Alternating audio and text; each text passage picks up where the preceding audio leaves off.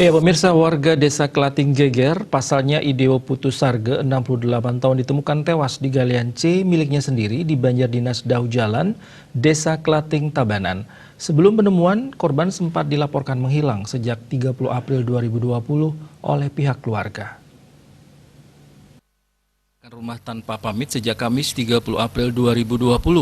Anak korban Idewo Nyoman Yogiarto yang sempat curiga dengan gelagat aneh itu akhirnya melaporkan kepada pihak berwajib. Akhirnya keluarga korban mendapat informasi bahwa ada saksi yang sempat melihat korban di Subak Sungsang Klating.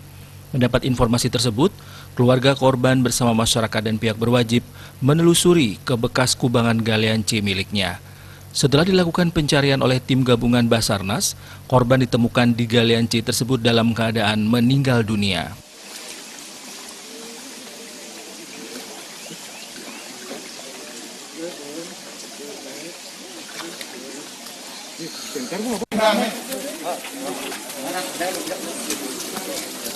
Proses evakuasi korban, itu kalau dari ditemukan.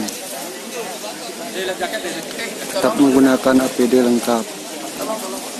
Demikian laporan dari.